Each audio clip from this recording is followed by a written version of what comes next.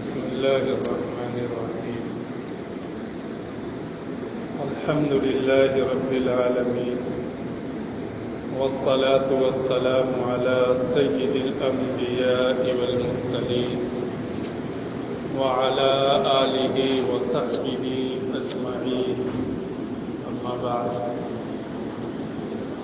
أعوذ بالله من الشيطان الرجيم. بسم الله الرحمن الرحيم. لقد كان لكم في رسول الله أسوة حسنة لمن كان يرجو الله واليوم الآخر وذكر الله كثيرا. صدق الله العظيم. سبحانك لا علم لنا إلا ما علمتنا. گرامی قدر معزز سامعین کرام، نوجوان ساتھیوں، سورۃ الاحزاب آیت نمبر 21 کی تلاوت کی گئی، جس میں اللہ رب العزت نے سرکار دو عالم صلی اللہ علیہ وسلم کے بارے میں ارشاد فرمایا، حقیقت یہ ہے کہ تمہارے لیے رسول اللہ صلی اللہ علیہ وسلم کی ذات میں ایک بہترین نمونہ ہے، ہر اس شخص کے لیے جو اللہ سے اور یوم آخرت سے امید رکھتا اور کثرت سے اللہ کا ذکر کرتا. اس آیت میں اللہ رب العزت نے تمام مسلمانوں کو یہ بتایا ہے کہ ایک مسلمان اپنی زندگی میں کسی کو نمونہ بنا سکتا ہے، کسی کو آئیڈیل بنا سکتا ہے اور کسی کو رہنما بنا سکتا ہے، تو وہ صرف ایک ذات ہے، سرکار دو عالم صلی اللہ علیہ وسلم.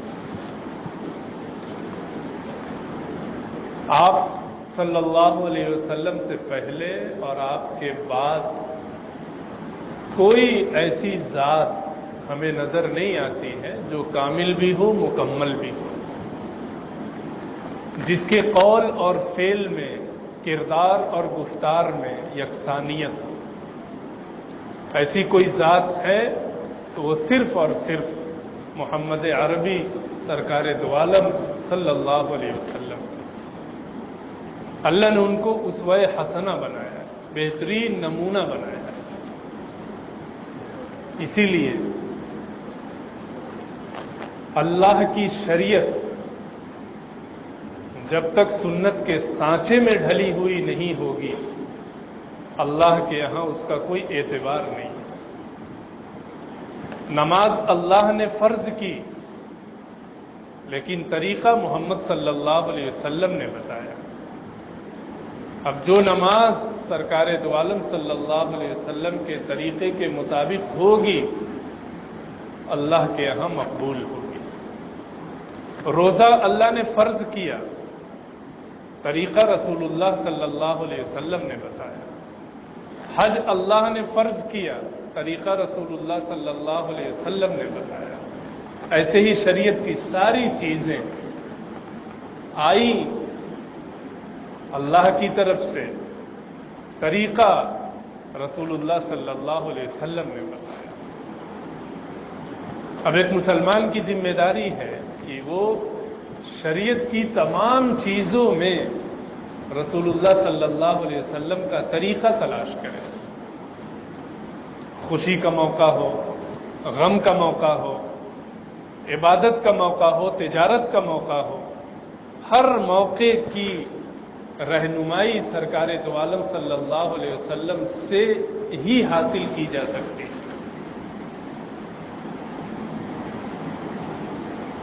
مسلمان کی یہ ذمہ داری ہے، خود اس کی ذمہ داری ہے، اور یہ بھی ذمہ داری ہے کہ وہ حضور صلی اللہ علیہ وسلم کا طریقہ خود بھی سیکھے اور اپنے ماتحتوں کو اپنے بال بچوں کو، اپنے گھر والوں کو بھی سکھلائیں۔ لیکن آج صورتحال بہت زیادہ خراب ہے۔ آج ہمارے پاس اسلام ہے، شریعت ہے، ایمان ہے، لیکن رسول اللہ صلی اللہ علیہ وسلم کی سنت نہیں ہے۔ سچی بات یہ ہے، ہمارا ہر عمل سنت کے مطابق ہو، اس کی فکر بھی نہیں ہے۔ آپ صرف اپنی دن بھر کی مصروفیت کا جائزہ لیں تو آپ کو اندازہ ہوگا کہ ہمارا کون سا عمل رسول اللہ صلی اللہ علیہ وسلم کی سنت کے سانچے میں ڈھالا ہوا ہے۔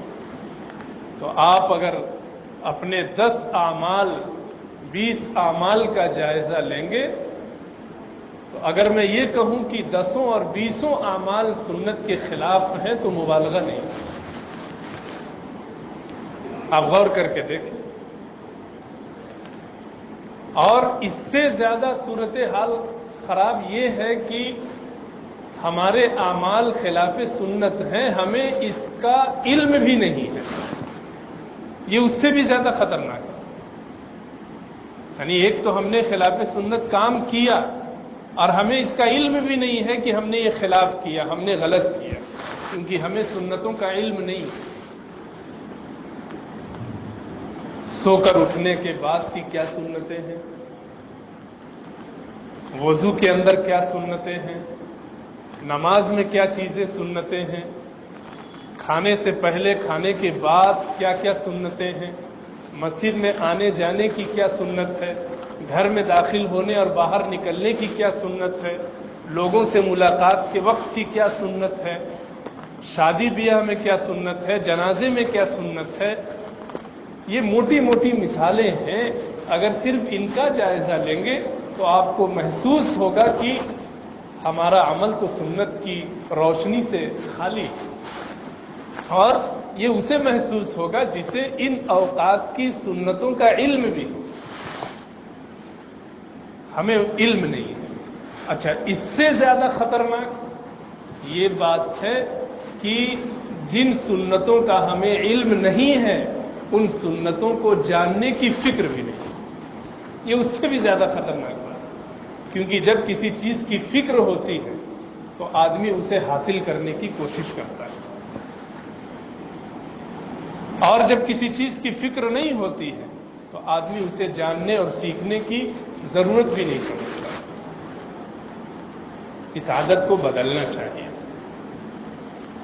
اس صورتحال میں تبدیلی لانی چاہیے، کیونکہ ہم یوم آخرت پر، اللہ پر ایمان رکھتے ہیں، اور جو شخص اللہ اور یوم آخرت پر ایمان رکھتا ہے اس کے لیے نبی کریم صلی اللہ علیہ وسلم کو آئیڈیل اور نمونہ بنایا گیا ہے۔ جو بھی صاحب ایمان ہے اس کے لیے رسول اللہ صلی اللہ علیہ وسلم کی ذات نمونہ ہے۔ اب ہم اپنی آنکھوں سے تو رسول اللہ صلی اللہ علیہ وسلم کو یہاں نہیں دیکھ رہے، تو پھر ہماری یہی ذمہ داری ہے کہ ہم ان چیزوں کو سیکھیں، جانیں جو رسول اللہ صلی اللہ علیہ وسلم کی زندگی سے وابستہ ہے۔ اب کن کن چیزوں کا ذکر کیا جائے اس مختصر سے وقت میں؟ میں صرف نماز کا ذکر کروں۔ نماز کون سی عبادت ہے؟ نماز تمام عبادات میں سب سے اہم عبادت ہے۔ یہ ایک ایسی عبادت ہے جو اللہ نے عرش پر بلا کر رسول اللہ صلی اللہ علیہ وسلم کو براہ راست عطا فرمائی۔ ساری عبادتیں زمین پر فرض کی گئی، لیکن نماز آسمان پر بلا کر فرض کی گئی۔ آپ صلی اللہ علیہ وسلم کی آنکھوں کی ٹھنڈک نماز کو بتایا گیا۔ تمام مسلمانوں پر، مرد ہوں، خواتین ہوں، بوڑھے ہوں، جوان ہوں، کسی بھی علاقے کے رہنے والے ہوں، سب پر نماز کو فرض کیا گیا، اور روزانہ فرض کیا گیا 5 وقت۔ وہ عبادت ہے نماز جس کے بارے میں آپ نے فرمایا کہ یہی ایمان اور کفر کے درمیان حد فاصل ہے۔ نماز ہے تو ایمان ہے، نماز نہیں ہے تو ایمان نہیں ہے۔ اور کل قیامت میں عبادات میں اعمال میں سب سے پہلے حقوق اللہ میں سب سے پہلے اگر کسی چیز کا حساب ہوگا تو وہ نماز کا ہوگا۔ اگر نماز اچھی نکلی تو انشاءاللہ ساری چیزیں اچھی نکلیں گی، اور اگر نماز میں گاڑی پھنسی تو پھر ساری عبادتوں میں گاڑی پھنسے گی۔ اللہ نے اپنی رضا، اپنی خوشی، اپنی محبت نماز کے اندر رکھی، لیکن اگر اس نماز کا ہم جائزہ لیں تو کتنے لوگ ہیں جو نماز کو سیکھ کر کسی مفتی سے، کسی عالم سے سیکھ کر پڑھ رہے ہیں؟ کتنے ایسے لوگ ہیں جنہیں نماز کی تمام سنتوں کا علم ہے؟ اگر اس کا جائزہ لیں گے تو 100 لوگوں میں سے اگر میں آج یہ کہہ دوں کہ 100 لوگ ایسے ملیں گے جن کو سنتوں کا علم نہیں ہے تو یہ غلط نہیں ہوگا، مبالغہ نہیں ہوگا۔ بہت صورتحال خراب نماز کے سلسلے میں، اور کس کس چیز کا رویا جائے کہ مسلمانوں کو توجہ دلانے کے باوجود نماز سنت کے مطابق پڑھنے کی فکر نہیں پیدا ہوتی۔ لوگ حج کو جاتے ہیں تو حج کی ٹریننگ ہوتی ہے، کیمپ لگائے جاتے ہیں، اور وہاں بلا کر جانے والے حاجیوں کو عملی طور پر حج کی مشق کرائی جاتی ہے، اور جب وہاں چلے گئے تو بعض دفعہ قافلے میں معلم بھی ساتھ میں ہوتا ہے جو حج کر کے دکھاتا ہے، ساتھ میں رہتا ہے۔ بہت اچھی بات ہے، حج کو سیکھنا چاہیے، لیکن کیا کبھی آپ نے سنا کہ نماز پڑھنے والا مسلمان اور نمازی اس بات کا تقاضا کر رہا ہو کہ کہیں نماز سکھانے کا کیمپ اور کہیں نماز سیکھنے سکھانے کی ٹریننگ ہو رہی ہو تو میں اس میں شریک ہو جاؤں؟ کبھی آپ نے سنا کہ نماز سیکھنے اور سکھانے کے لیے جلسے منعقد کیے جا رہے ہیں؟ کہیں آپ نے سنا کہ مسجد کے 100 مصلی کسی عالم یا مفتی کے پاس آئے اور کہا کہ آپ سے وقت ہمیں چاہیے، ہمیں نماز سیکھنی، آپ فلاں وقت آئیں، ہم لوگ آپ سے نماز سیکھیں گے؟ کبھی آپ نے سنا یا کبھی آپ نے کیا؟ کبھی نہیں۔ آخر کیوں؟ کیا نماز سیکھنے کی چیز نہیں ہے؟ کیا نماز ہم اپنے طور پہ پڑھ سکتے ہیں؟ آپ احادیث کی کتابیں اٹھا کر دیکھ لیجئے، نماز اور وضو کے سلسلے جہاں بھی ان چیزوں کا ذکر ہے وہاں صحابی یہ فرماتے ہیں کہ ہم نے رسول اللہ صلی اللہ علیہ وسلم کو ایسے نماز پڑھتے ہوئے دیکھا، ہم نے رسول اللہ صلی اللہ علیہ وسلم کو ایسے وضو کرتے ہوئے دیکھا۔ دیکھ کر نماز سیکھی، پوچھ کر نماز سیکھی، اور آج ہم بچہ جوان ہوا، جوان بوڑھا ہوا، 50 سال 60 سال سے نماز پڑھ رہے ہیں، لیکن ایک دن ایسا نہیں آیا کہ اس نے کسی عالم اور مفتی کو اپنی نماز دکھائی ہو۔ ایک دن ایسا موقع نہیں آ رہا ہے کہ باپ اپنے بچوں کو جمع کر کے کسی عالم اور مفتی کو بلا کر کہے کہ ذرا ہمارے بچوں کو آپ نماز سکھلائیے، کیسے وضو کیا جاتا ہے، کیسے استنجا کیا جاتا ہے، کیسے نماز پڑھی جاتی ہے، آپ سکھائیں۔ کبھی نہیں، کبھی نہیں ہو رہا۔ آخر ہم کہاں جا رہے ہیں، کس رخ پر جا رہے ہیں؟ یاد رکھیں، جو نماز رسول اللہ صلی اللہ علیہ وسلم کی سنت کے مطابق نہیں ہوگی وہ اللہ کی بارگاہ میں مقبول نہیں ہو سکتی۔ نماز مقبول اسی وقت ہوگی جب رسول اللہ صلی اللہ علیہ وسلم کی سنت کے مطابق ہو، اور سنت کے مطابق اسی وقت ہوگی جب ہمیں سنتوں کا علم ہو، نماز کا طریقہ معلوم ہو۔ ایک صحابی رسول اللہ صلی اللہ علیہ وسلم کی خدمت میں حاضر ہوئے اور کہا مجھے نصیحت فرمائیے۔ آپ صلی اللہ علیہ وسلم نے فرمایا اذا قمت فی صلاتک، جب تم نماز کے لیے ٹھہرو، فصلی صلاۃ مودع، تو ایسی نماز پڑھو جیسے کوئی کسی کو الوداع کہتا ہے، گویا زندگی کی آخری نماز پڑھ رہے ہیں۔ اگر اللہ تعالیٰ اور ملک الموت، موت کا فرشتہ ہمیں کہے کہ تمہیں 2 رکعت نماز پڑھنے کی اجازت ہے، اس کے بعد تمہاری روح قبض کر لی جائے گی، تو آپ کیسی نماز پڑھیں گے؟ ہر مومن یہ چاہے گا کہ آج ایسی نماز پڑھ لیں جس میں سارا دھیان، ساری توجہ اللہ کی طرف ہو، اور میری پوری نماز رسول اللہ صلی اللہ علیہ وسلم کی سنت کے مطابق ہو۔ ایسی نماز پڑھنے کا حکم ہے۔ لیکن ہم بس ایک مشین چل رہی ہے، کام چل رہا ہے، بس ہو رہا ہے، اس میں سنت کی رعایت ہے یا نہیں ہے اس کی کوئی فکر نہیں، حالانکہ فکر ہونی چاہیے۔ رسول اللہ صلی اللہ علیہ وسلم کی سنتوں سے محبت اور ان سنتوں کو زندگی میں نافذ کرنا، یہی تو ایمان ہے۔ نقش قدم نبی کے ہیں جنت کے راستے، اللہ سے ملاتے ہیں سنت کے راستے۔ نبی کے نقش قدم پر چلیں گے تو جنت تک پہنچیں گے، اور نبی کی سنتوں کی رعایت زندگی میں ہوگی تو اللہ سے ملیں گے۔ ڈائریکٹ، براہ راست کوئی مسلمان اللہ تک نہیں پہنچ سکتا ہے۔ اللہ تک پہنچنے کے لیے رسول اللہ کا واسطہ لینا پڑے گا، اور وہ واسطہ سنت ہی کہلاتا ہے۔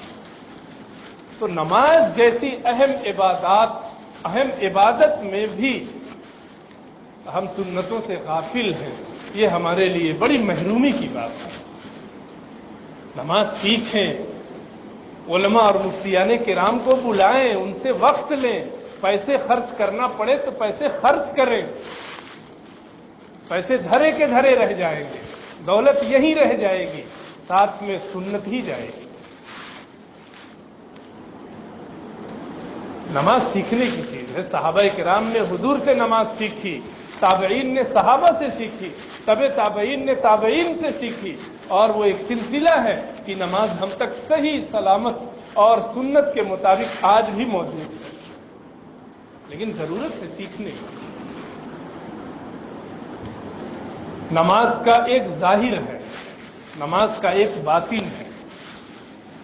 ظاہر جو ہمیں دکھائی دیتا ہے، جیسے کھڑے ہونا، رکوع کرنا، سجدہ کرنا، قرات کرنا، اور نماز کا ایک باطن ہے کہ نماز کے دوران ہماری توجہ دنیا کی طرف نہ ہو، اللہ کی طرف۔ آج دونوں اسٹیج پر نماز کا ظاہر بھی ہمارا سنت کے مطابق نہیں ہے، اور نماز کا باطن بھی سنت کے مطابق نہیں۔ نماز کا باطن، اللہ کی طرف توجہ، وہ تو رہنے دیجئے، ہم نماز پڑھتے ہیں نماز سے نکلنے کے لیے، یہ کیسی نماز ہے؟ ہم نیت باندھ رہے ہیں نماز سے نکلنے کے لیے، کتنی جلدی پڑھ کر نمٹائیں، ایسی تو نماز نہیں ہوتی ہے۔ ابھی آپ کو حدیث سنائی، آپ نے فرمایا نماز ایسی پڑھو جیسے الوداعی نماز پڑھ رہے ہیں، فرشتہ کھڑا ہے روح نکالنے کے لیے، اور آپ نماز میں ہو، کیا آپ جلدی کریں گے؟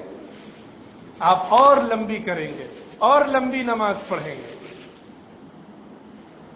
اور توجہ کی بات کی جائے تو نماز میں تو اللہ کی توجہ کے علاوہ دنیا کی ساری توجہات ہمارے اندر ہے۔ یہ سوچنا، وہ سوچنا، اسے دیکھنا، اسے دیکھنا، اوپر دیکھنا، نیچے دیکھنا، فین چل رہا ہے یا نہیں چل رہا، لائٹ ہے یا نہیں ہے، یہ نماز میں دیکھنے کی چیز۔ نماز اللہ کے لیے پڑھی جا رہی ہے، لیکن نماز کا باطن بھی ہمارا درست نہیں ہے۔ اور نماز کے ظاہر کی بات کی جائے تو اس کے کئی اسٹیج ہیں، کچھ چیزیں نماز کی شرائط میں سے ہیں۔ اب آپ بتائیں کتنے لوگ ہیں جنہیں نماز کی شرطوں کا علم ہے؟ نماز ہو رہی ہے، ٹھیک ہے، لیکن علم بھی ہونا۔ نماز کی شرائط میں سے ایک شرط یہ ہے، انسان کا بدن پاک ہو، ظاہری طور پہ بھی، باطنی طور پہ بھی، کوئی گندگی نہ ہو، اس کا تو ہم اہتمام کر لیتے ہیں۔ کپڑے کی پاکی، اس کا بھی ہم اہتمام کر لیتے ہیں۔ جگہ کی پاکی، مسجد تو ماشاءاللہ پاک ہی ہے۔ سطر ڈھکا ہوا ہونا، یہ بھی الحمدللہ ہمیں حاصل ہے. قبلے کی جانب رخ کر کے نماز پڑھنا، قبلے کی طرف ہی سب لوگ پڑھتے ہیں. وقت پر نماز پڑھنا اور نیت کرنا، یہ نماز کی شرطیں ہیں، ان کی ہم رعایت کرتے ہیں. نماز کے جو ارکان ہیں ان میں بڑی غلطیاں ہوتی ہیں. نماز کے ارکان کا مطلب اگر وہ رکن صحیح طور پہ ادا نہیں ہوا تو نماز خالی ورزش ہوگی، نماز نہیں ہوگی. اس میں تکبیر تحریمہ، اللہ اکبر کہنا سب لوگ کہتے ہیں، لیکن سنت کے مطابق کتنے لوگ کہتے ہیں، یہ دیکھنے کی چیز ہے، یہ سیکھنے کی چیز ہے. مختصر تقریر میں کہنے سے کچھ نہیں سیکھا جا سکتا ہے، اسے دیکھنا پڑے گا. مثلا تکبیر تحریمہ سنت کے مطابق اس وقت ہوگی جب آدمی اپنے ہاتھوں کو اس طرح اٹھائے کہ اس کا انگوٹھا کان کی لو کے پاس ہو اور اس کی ہتھیلی قبلے کی طرف ہو. اب کوئی یہاں اٹھا رہا، کوئی یہاں اٹھا رہا، کوئی ایسے کہہ رہا، کوئی ایسے پکڑ رہا. تو کیا طریقہ ہے؟ ایک سنت کے 4 طریقے کیسے ہو گئے؟ لیکن یہ کیوں ہو رہا ہے؟ اس لیے کہ کبھی سیکھا نہیں، اپنے طور پہ بس کر رہے ہیں. اس کی الگ غلطیاں ہیں. قیام نماز کا رکن ہے، کیسے کھڑا ہونا ہے کبھی سیکھا نہیں. کھڑا ہونے کا مطلب بس کھڑا ہونا نہیں ہوتا ہے. کھڑا ہونے کا مطلب یہ ہے کہ جیسے آدمی کو چت لٹا دیا جائے تو وہ جس طرح لیٹا ہوا ہوتا ہے بے عینی ویسے کھڑا ہونا، نہ جھکا ہوا ہونا، نہ داڑھی سینے سے لگا ہوا ہونا، نہ پیچھے کی طرف ہونا، سیدھا بالکل کھڑا رہنا. اچھا، امام رکوع میں گیا، دوڑتے ہوئے لوگ آتے ہیں اور اللہ اکبر کہا، سجدے میں رکوع میں چلے گئے. تکبیر تحریمہ اسی وقت صحیح ہوگی جب اس کو قیام کی حالت میں کہا گیا ہو. اگر جھکے ہوئے آپ نے کہا تو آپ کی تکبیر ہی درست نہیں ہوئی، اور جب تکبیر صحیح نہیں ہوئی تو وہ نماز ہی نہیں ہوگی. لیکن اس کی کوئی فکر نہیں. لوگ دوڑے دوڑے آتے ہیں اور جھک کر کے رکوع کی حالت میں اللہ اکبر کہتے ہیں، کہیں امام کھڑا نہ ہو جائے. نماز کی ایسی فکر ہے تو پہلے آنا چاہیے. اس میں مختلف غلطیاں لوگوں سے ہو رہی ہیں. قیام کے بعد نماز کا رکن قرات ہے، سورہ فاتحہ پڑھنا اور کوئی سورہ پڑھنا. جماعت سے پڑھ رہے ہیں تب تو چھٹی ہے، امام کے ذمے ہے قرات کرنا، آپ کو قرات نہیں کرنی. لیکن تنہا جب نماز پڑھیں گے، فرض پڑھیں یا سنت پڑھیں، تو آپ کو قرات کرنی ہے. قرات کا کیا مطلب ہے؟ کیا قرات کا مطلب صرف یہ ہے کہ ہم اپنی زبان سے آیتوں کو پڑھ لیں، یا قرات کا مطلب یہ ہے کہ اسے سنت کے مطابق پڑھا جائے؟ سنت کے مطابق پڑھنے کا مطلب یہ ہے کہ تجوید کی رعایت کے ساتھ پڑھا جائے. یہ ہماری زبان نہیں ہے، یہ قرآن کی زبان ہے. قرآن کو قرآن کی زبان میں پڑھنا پڑے گا. اب قاف اور کاف جانتے ہیں کتنا فرق ہو جاتا ہے. اگر قلب قاف کے ساتھ پڑھا جائے، بڑی قاف کے ساتھ، نقطے والی قاف کے ساتھ، تو اس کے معنی دل کے آتے ہیں. اور اگر اس کو عام زبان میں آپ قلب پڑھتے اس قاف کے ساتھ جس پہ نقطے نہیں ہوتے تو اس کے معنی کتے کے آتے ہیں. اب نماز میں کہیں کوئی قلب کا لفظ آئے، اس کو کوئی چھوٹی قاف سے پڑھے تو آپ بتائیں اللہ نے دل کہا اور آپ کتا کہہ رہے ہیں. آپ جان بوجھ کر نہیں کہہ رہے ہیں، لیکن انجانے میں یہ غلطی ہو رہی ہے. قرآن میں لبستہ ہے، سا، ایک با تا سا، 3 نقطے والے. لبستہ کے معنی ٹھہرنا، رکنا.